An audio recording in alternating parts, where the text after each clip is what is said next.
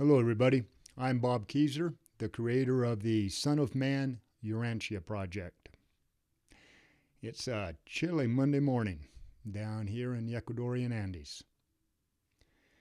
This videocast is addressed to the readers of the Urantia book and the organizations acting as custodians of the original text.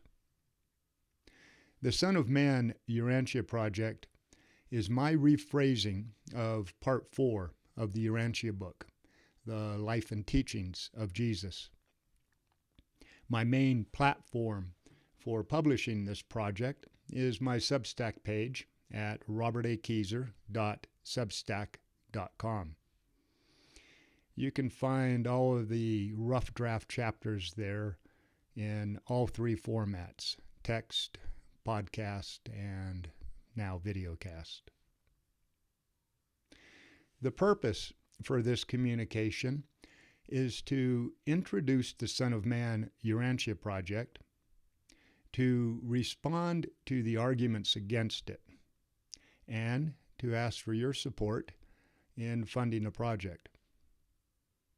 And if you're one of the many people out there looking for greater purpose in life, well, stick around, because as far as I'm concerned, we, humanity, are in the end game.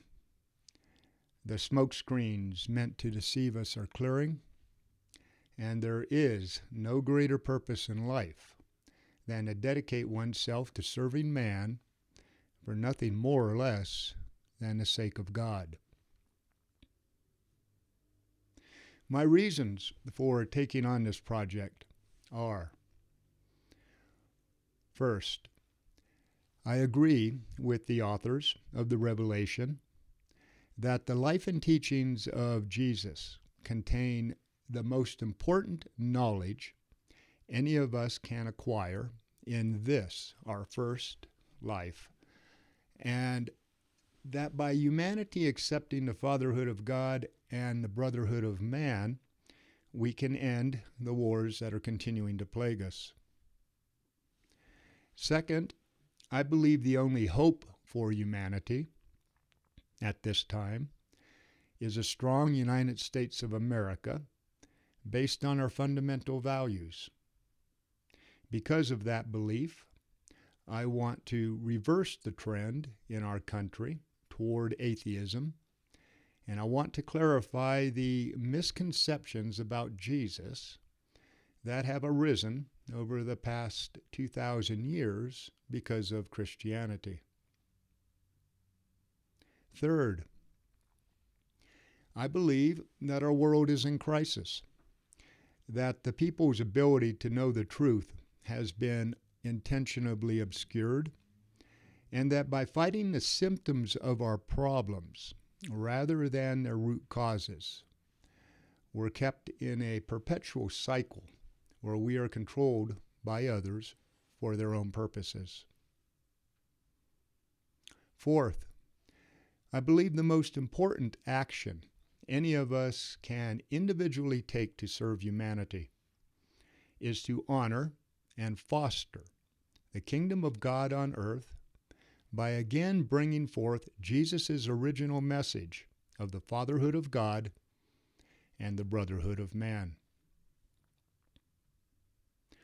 We know the Urantia book is not sacred, perfect, or absolute, and that the authors say that Jesus' message will have to be restated for future generations. Even during Jesus' time with us, when the apostles got mad because some other guys had taken Jesus' message and started to preach it in their own words, Jesus told them that it was not only all right for them to do so, but he hinted that that was more or less the plan. The message of the fatherhood of God and the brotherhood of humanity is what is important, not the messenger who brings it. In response to the arguments that no one has the right to rewrite part 4, or that by doing so I am somehow violating some pact made between the authors and humanity. First, the fact is that no translation is exact. All translations are approximations of the original text. Second, the authors themselves had to translate their records from their form of communication upstairs to the English language of the early 20th century. Hence, the original information transmitted to Earth was in itself a translation. It's an approximation of the actual celestial text. Third, in the story of the life and teachings of Jesus, the authors state at times that some section or another of Jesus' lessons have been rephrased to make it more understandable to us today. In other words, the authors themselves restated portions of the original celestial text. Fourth, every translation of the Urantia book from that point on into all of the many languages of Earth is once again an approximation of the original text. Those of you who have proficiency in 2 or more languages well know how different the nuances in those approximations can be. In other words, my friends, no matter how hard any organization has tried to preserve the so-called original text, the reality is that today the people reading each version across the planet are all reading a slightly different version. In other words, those reading the Spanish version are getting a slightly different understanding of the material than those who are reading it in the English or the Japanese version, or any of the other 100+ languages into which the revelation has been translated. Each one is different. Fifth, those of you who are in the Urantia fellowship groups yourselves restate parts of the revelation every time you talk to someone about it with the hope of getting them to join your group, where again you talk about it in your own language with the hope of getting them to read the original text on their own. I'm doing the same thing, just a little more formalized. The only difference is, and if this applies to you personally, you need to give it some thought. The goal being to get people to read the original text, or my goal, which is to get the message of the fatherhood of God and the brotherhood of man out there, regardless if the person reads the original text or not.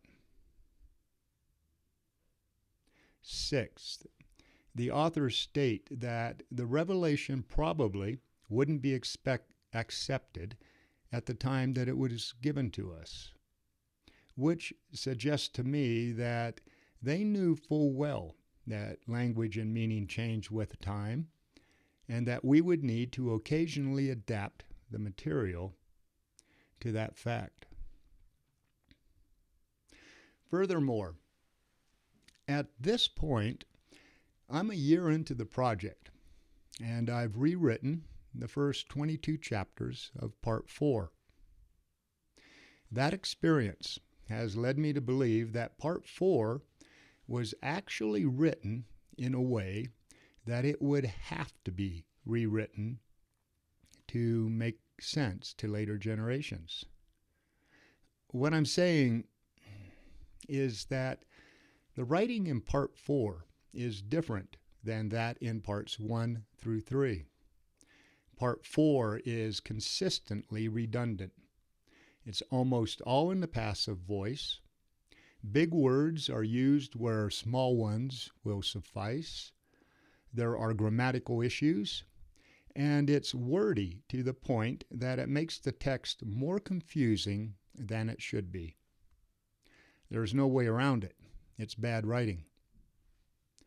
And I believe the reason the authors wrote it like that was because they knew that there was no way they could tell a story that would be readable to not only the people of 1950s America, but to all other future generations as well. So instead of even trying to write a text that would stand the test of time, it appears they decided to just screw it up as badly as they could so that us mortals couldn't help but to get the message and do our part in the process. My friends, until we get some actual celestial help down here, like in the form of a material sun or a planetary prince, I don't see any other way for us to meet our responsibility to carry on spreading Jesus' message to the rest of humanity. And urgency is demanded. Jesus' essential message is fading quickly, and our world is suffering the results. We're on an isolated planet. There's no guarantee that we won't screw this up. And the future of our world hangs, I believe, in this generation's ability to reverse the trend that we're in now. So there you have it. I'm rewriting the text at a 6th grade reading level, and I'm doing my best to maintain the original message. The result is coming out accessible to more people, and the text is more enjoyable for more people to read than the original. Jesus taught us to know the truth. Jesus taught us that to know the truth, we need to set aside our rational mind at times and listen to the subtle whispers arising in our hearts. I'm asking you, the people already reading the Urantia book and the ones preserving the original text, to do that now and make your decision on whether or not to support me with the Son of Man Urantia project. If you want, go to my Substack page and compare one of my chapters with the original and see for yourself how I did. And my promise to you is that I've decided that no matter how much I want to satisfy my own ego and add a section of personal commentary onto the end of each chapter, that isn't my job right now.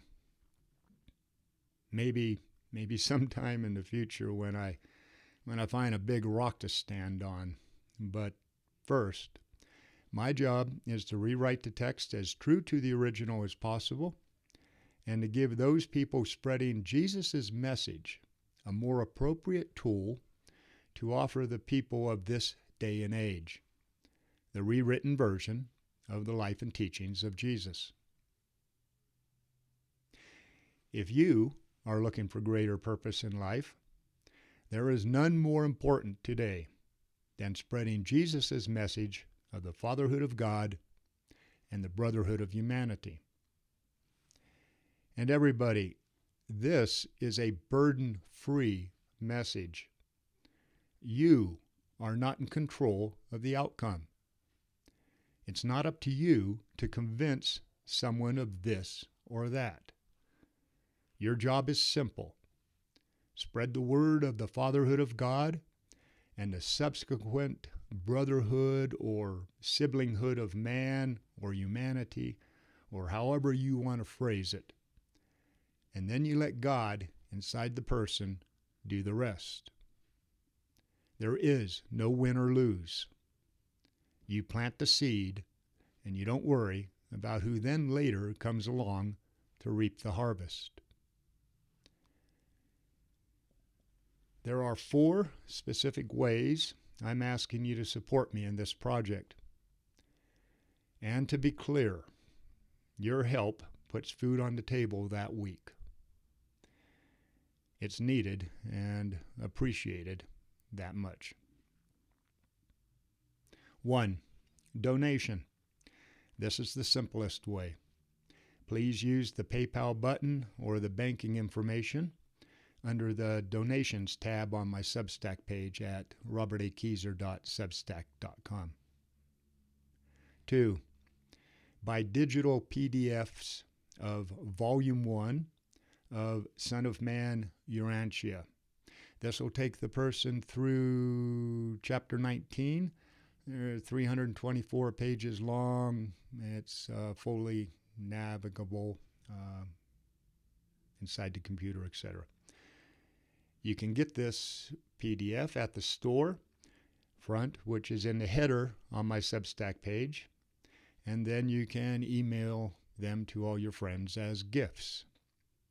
These PDFs only cost $2.98 each, and this is the best way to get the message to more people. 3. Subscribe to my Substack page and get the weekly rough drafts of each chapter as it's done in text, podcast, and videocast. The subscription is free, but there is also a tab where you can choose to subscribe for any monthly amount that you would like. And number 4, finally, please take a few moments to send this video, share this link with as many people as you can. All right, mis compañeros, that's it. My part's done. Listen to your hearts, my friends, and then take some kind of action to help me keep this project going. Defend liberty. Protect your kids. Serve man for the sake of God. Bobby Keyser, out here.